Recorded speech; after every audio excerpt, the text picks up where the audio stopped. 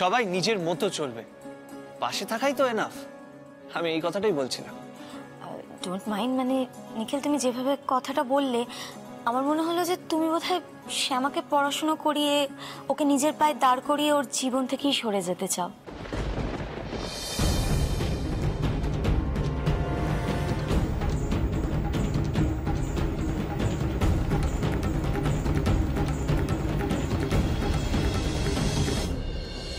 Sorry, মানে খুব directly বললাম কথাটা।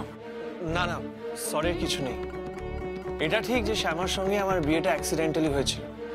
প্রথম প্রথম নিজেকে চিটেটও মনে হয়েছিল, কিন্তু পরে বুঝতে পেরেছিলাম যে বিষয়টা আলাদা। জানেন, যত দিন যাচ্ছে আমি শ্যামাকে আরো ভালোভাবে চিনছি। বুঝতে পারছি যে উনি মানুষ হিসেবে ভীষণ ভালো। অন্যের জন্য সবসময় ভাবেন, অন্যের সুখের জন্য স্যাক্রিফাইস করতে জানেন। উনি উনি ভীষণ সরল, ওনার মধ্যে একটা সততা আছে। আর সব থেকে বড় জিনিস, ওনার মধ্যে একটা অদ্ভুত কনফিডেন্স আছে জানেন। মানে উনি যদি কিছু নাও বলেন, সবাইকে বুঝিয়ে দেন যে উনি যেটা করছেন সেটা ঠিক। আমি শ্যামাকে বদলাতে চাই না, উনি যেমন আছেন তেমনই থাকুন। শুধু এই শহরের কঠিন পরিস্থিতির জন্য ওনাকে একটু রেডি করে দিতে চাই, দ্যাটস ইট। শ্যামাকে নিয়ে তুমি খুব ভাবো দেখছি নিখিল, কিন্তু শ্যামা যে চিরদিন তোমার কাছে থাকবে না। তোমাকে তো আমি নিজের কাছে টেনে নেবই।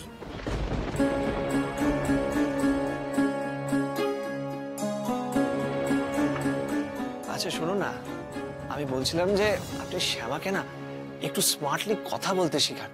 মানে উনি যখন বাইরে বেরোবেন, রাস্তায় যাবেন, এই বাইরের লোকজনদের সঙ্গে, স্ট্রেঞ্জারদের সঙ্গে যেন ভীষণ স্মার্টলি কথা বলতে পারেন। আপনি যদি সেটার ক্লাস নেন একটু। হ্যাঁ, আমি নিজেও অনেকবার ভেবেছি যে আমি শ্যামাকে নিয়ে রাস্তায় বেরোবো, ওকে রাস্তাঘাট চেনাবো, শহরের নেচারটা চেনাবো।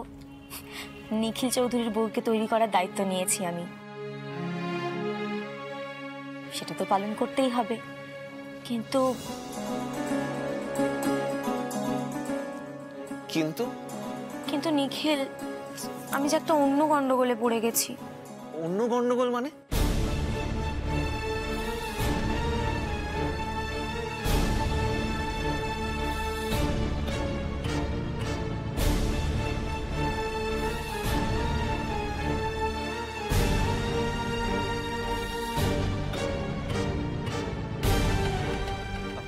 বলছিলাম আপনি বিয়ে কবে করবেন? জানি না, আমি এখন বিয়ে নিয়ে ভাবছি না। ভাবুন ভাবুন, বাড়িতে যখন ফিরবেন তখন জানবেন কেউ আপনার জন্য অপেক্ষা করে আছে। তখন ভীষণ ভালো লাগবে, জীবনটা আরো সরল হয়ে যাবে। তোমাকে তো আমি কতবার বলেছি নিখিল, যতক্ষণ না আমি তোমার মতো কাউকে পাচ্ছি আমি বিয়ে করব না।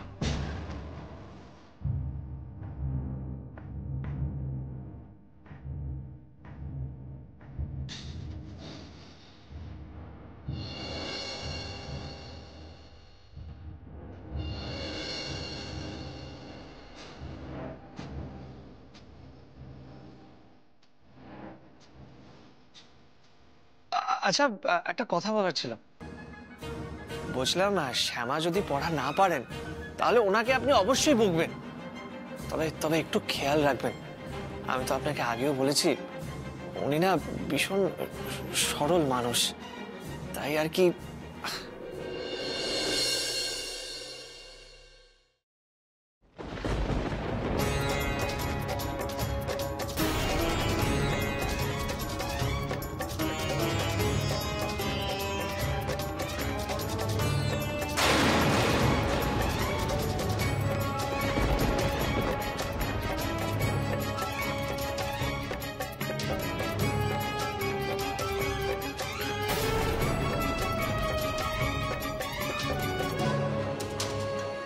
নিখিল, আমি বুঝতে পেরেছি তুমি কি বলতে চাইছো। তোমার প্রবলেম আমি সলভ করে দেব, কথা দিলাম।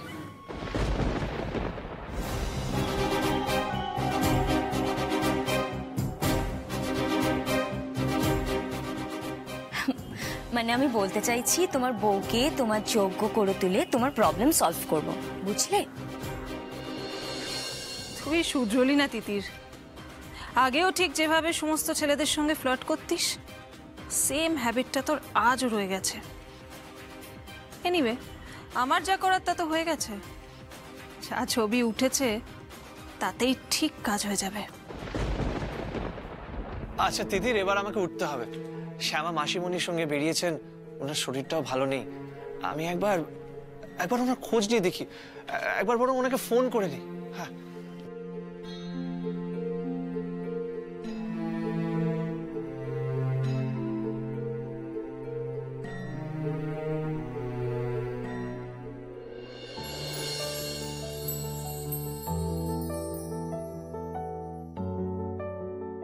খোল। হ্যাঁ, বলছি অন্তরাটাতে একটু জোর দিবি, কেমন? আর ওই ধরা ছাড়াগুলো ভালো করে দেখ তো। হ্যাঁ, একদম অ্যাকিউরেট হতে হবে। শোন, দেখ।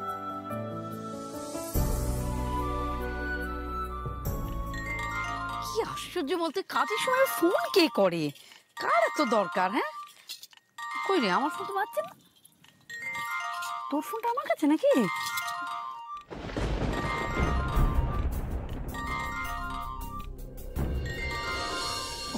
ওরে বাবা, নিখিলের ফোন।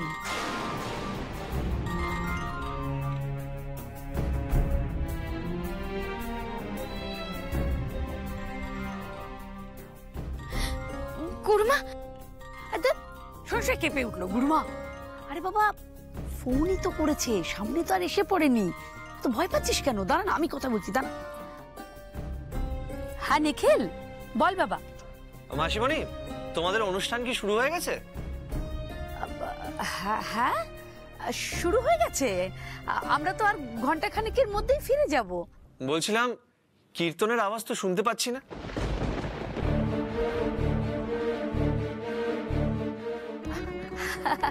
না রে, কীর্তন তো বাইরে হচ্ছে, আমরা তো ঘরে এসেছি না গুরুজিকে প্রণাম করতে। তুই কীর্তন শুনবি কি করে? হ্যাঁ গুরুজি, আসছি। নিখিল বাবা, এখন রাখছি, হ্যাঁ, গিয়ে কথা বলছি। আচ্ছা আচ্ছা।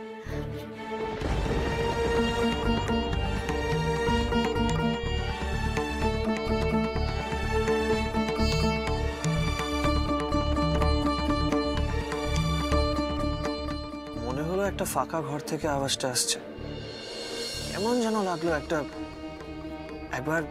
একবার গিয়ে দেখে এলে হয়, আমারও একটু দেখা হবে আশ্রমে কি ধরনের অনুষ্ঠান চলে। নিখিল, হ্যাঁ, বলছিলাম তিতির, আমি এবার বেরোই। আমি একটু গুরুজির আশ্রমে যাব, ওইখানে হরিনাম হচ্ছে, শ্যামা ওইখানেই আছে।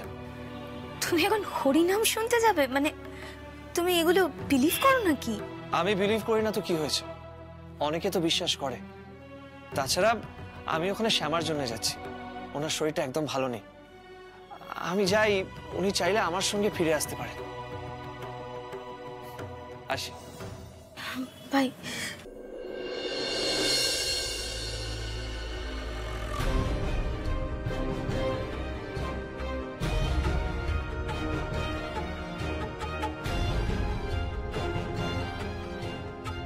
বউয়ের প্রতি তোমার এত টান নিখিল, নাকি নিজেকে আদর্শ পুরুষ বলে প্রমাণ করতে চাইছো? তুমি ভেবেছো কোনো অপসরাই তোমার ধ্যান ভাঙাতে পারবে না, না? ওকে, দেখছি। আগে তো দিশা কি ছবি তুলেছে দেখি, তারপর।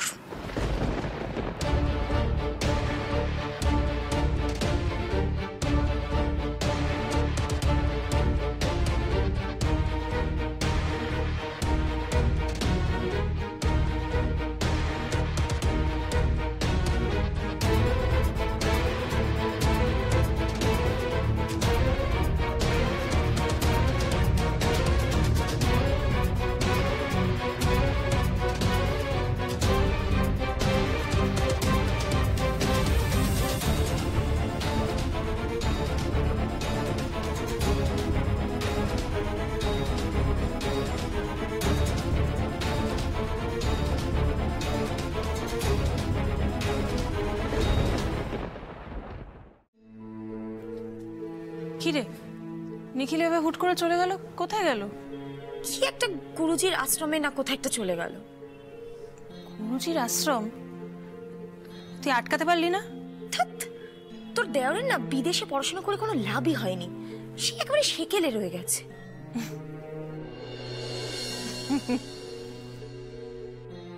তুই হাসছিস? তুই যদি দেখতিস সারাক্ষণ ওই গেও মেয়েটার প্রশংসা করে যাচ্ছে। আমার তো মনে হয় ওই গেও মেয়েটাকেই ভালোবাসে, আমি শিওর ওই গেও মেয়েটাকেই ভালোবাসে। কি? হ্যাঁ, তা না হলে কেউ আমার মতো মেয়ের দিকে তাকায় না। নিশ্চয়ই ওর জীবনে প্রেম আছে, আর প্রেম আছে বলেই ওরম একটা মেয়ের মধ্যে সৌন্দর্য খুঁজে পাচ্ছে। তুই নষ্ট করে দে প্রেমটা। তুই তো দেখছি ফিলোসফারে উঠেছিস। এতই যখন তোর জ্ঞান, এত সবকিছু জানিস বুঝিস, প্রেমটা নষ্ট করে দে। এইসব ব্যাপারে তো তুই এক্সপার্ট তিতির। আমার তো মনে আছে কলেজের সমস্ত ঘটনা। অন্য সব মেয়েরা তো তোকে রীতিমতো ভয় পেত, ভুলে গেলি? ছাড়, তুই ফোনটা দেখাতে, ছবিগুলো দেখবো।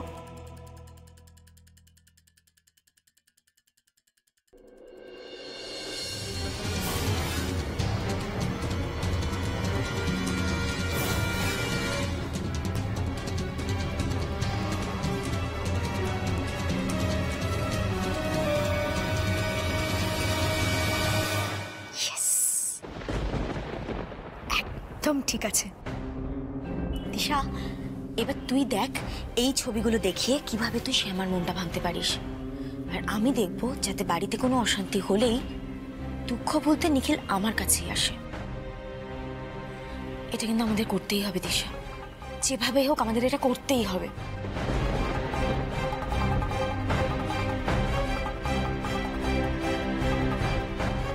কি করতে হবে আর কি করতে হবে না সেটা তোর থেকে আমি অনেক বেটার বুঝি তিতির।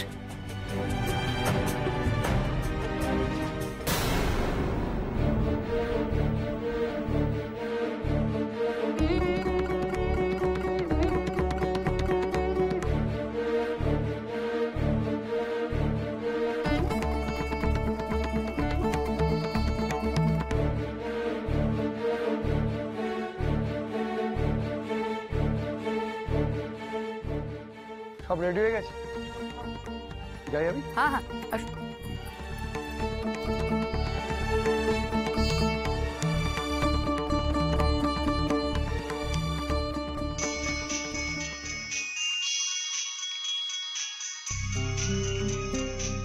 এক্সকিউজ মি, আমার বাড়ি থেকে একটা ফোন এসেছে, আমি ফোনটা রিসিভ করে আসছি। যা।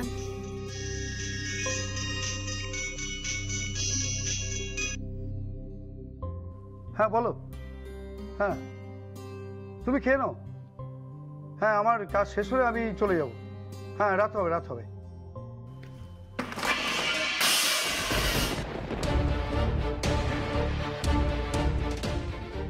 কে কে? চোর চোর!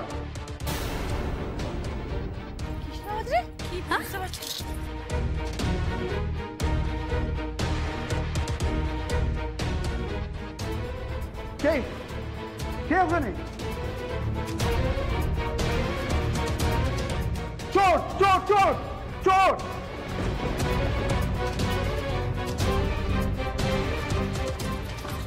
কে? মিস্টার ঘোষ, কে এসেছে? কি হচ্ছে এখানে? মনে হচ্ছে চোর এসেছিল।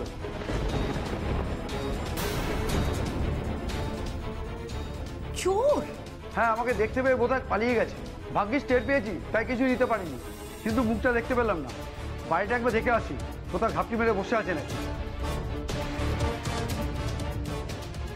আশ্চর্য, এমন কিছু রাত হয়নি, এই সময় চোর?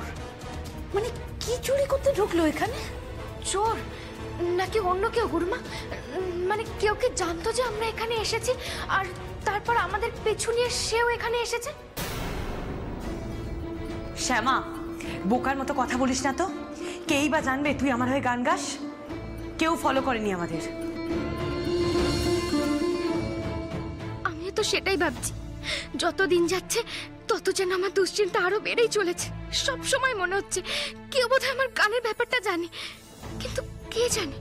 আর কারই বা এত আগ্রহ যে সে আমাদের পিছু নিয়ে এত দূর আসবে?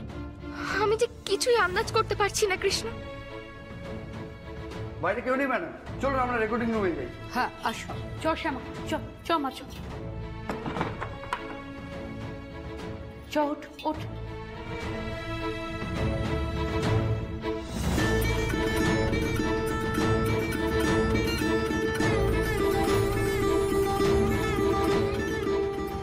চল চল চল চল চল চল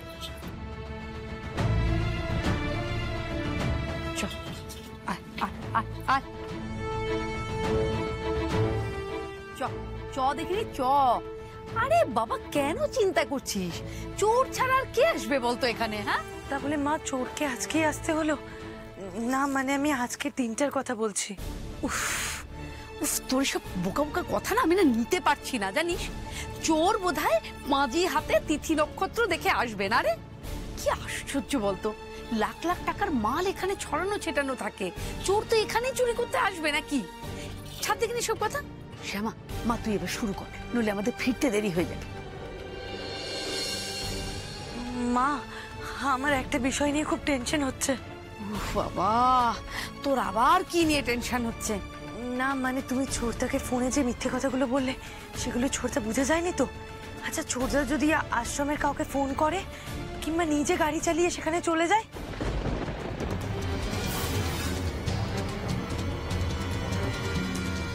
তাহলে তো সব সত্যি বেরিয়ে যাবে মা।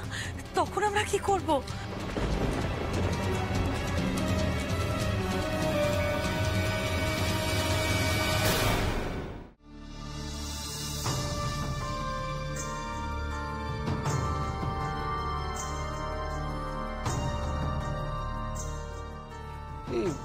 এখানে তো কাউকে দেখছি না, ঠিকঠাক অ্যাড্রেসে আসলাম তো?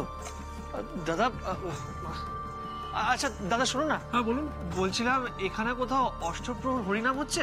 অষ্টপ্রহর হরিনাম? হ্যাঁ না শুনিনি তো। আচ্ছা আচ্ছা,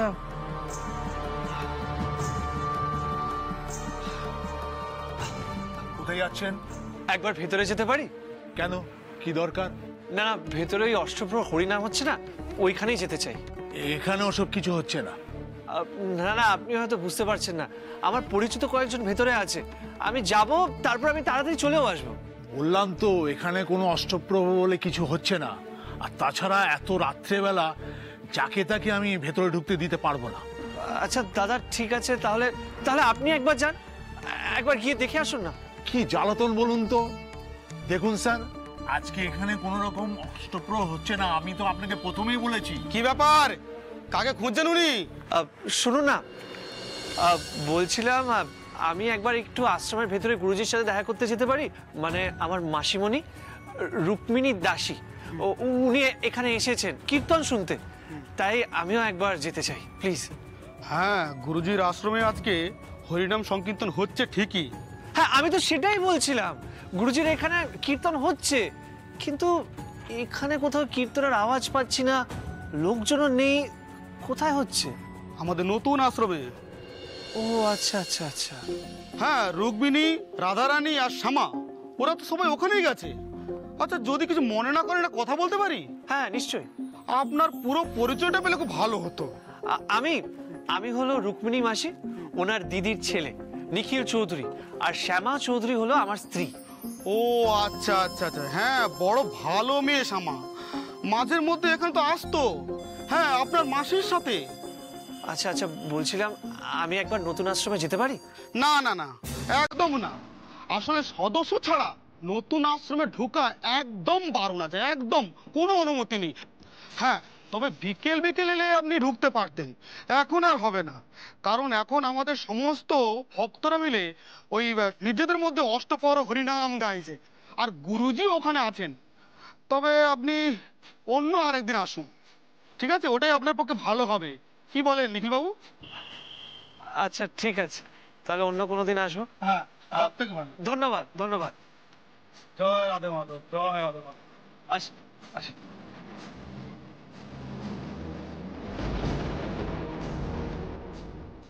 তুমি একটু ভিতরে যাও। হ্যাঁ যাও।